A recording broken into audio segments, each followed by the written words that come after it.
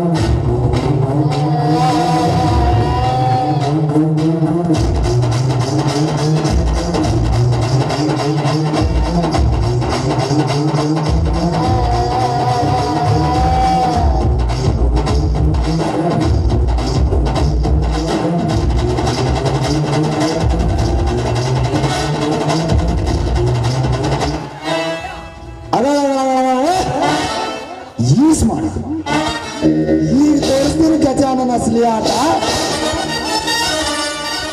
ನಾನು ಆಸರೆ ಕೊಡುತ್ತೇನೆ ಸರೋಜ, ಏಕೆ ಸಂಕೋಚ? ಬೇಡ ರಾಜ, ಬೇಡ. ನಾನು ಈ ಸಮಾಜದಲ್ಲಿ ಗಂಡನನ್ನು ಬಿಟ್ಟ ಗೈಯಾಳಿ.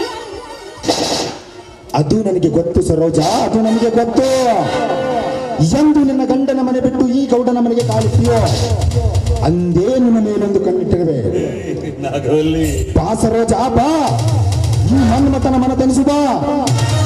ನೋಡು ರಾಜ, ನಿನ್ನ ಮನ ತನಿಸಕ್ಕಿಂತ ಮುಂಚೆ ನನ್ನದೊಂದು ಮಾತು ನುಡಿಸಿಕೊಡುತ್ತೀಯ? ಅದೇನಂತ ಹೇಳಿ ಸರೋಜ, ನಾನು ನಡೆಸಿಕೊಡುತ್ತೇನೆ. ಆ ಗೌಡ ನನ್ನನ್ನು ಹೊರ ಹಾಕಿದ ಹಾಗೆ ನೀನು ಹೊರ ಹಾಕುವುದಿಲ್ಲ ತಾನೇ? ನಿನ್ನನ್ನು ಅರ್ಥ ಮಾಡಿಕೊಳ್ಳದೆ ಬರ್ತವನು ಹಾಕಿದ ಗೌಡೊಬ್ಬ ಸಣ್ಣ. ನಾನು ನಿನ್ನ ಮದುವೆಯಾಗಿ ನಿನ್ನ ಕೈ ಹಿಡಿತೇನೆ, ಏನಂತೀಯ? ಈ ಮಾತು ಸತ್ಯ ತಾನೇ? ಸತ್ಯವಾಗ್ಲು ಸರೋಜ, ಸತ್ಯವಾಗ್ಲು. ಆ ದೇವರಾಣಿಗೂ ಸತ್ಯ. ನೀನು ಹೂ ಅಂದರೆ ವಿದೇಶಕ್ಕೆ ಹೋಗೋಣ. ಸರಿ, ಹಾಗಾದ್ರೆ ನೀನೇ ನನ್ನ ದೈವದ ದೀಪ. ಈ ದೇವರಿಗಾಗಿ ಧಾವಿಸಿ ಬರಲಿ ಒಂದು ಪ್ರೇಮ ಗೀತೆ. ಆಯ್ತು ರಾಜ.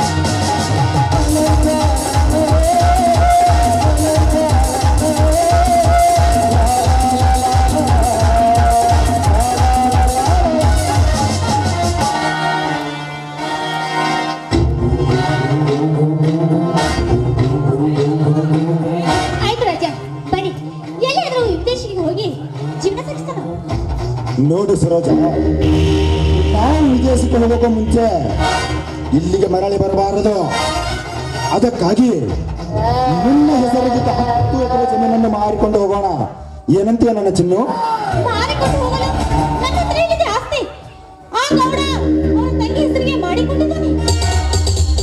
ಏನ್ ಹೇಳ್ತೀವಿ ಸರೋಜ ನೀನು? ನಿನಗೆ ಆಸ್ತಿ ಇಲ್ಲ ಅಂದ ಮೇಲೆ ನಿನ್ನ ದೋಸ್ತಿಯೂ ನನಗೆ ಬೇಕಾಗಿಲ್ಲ.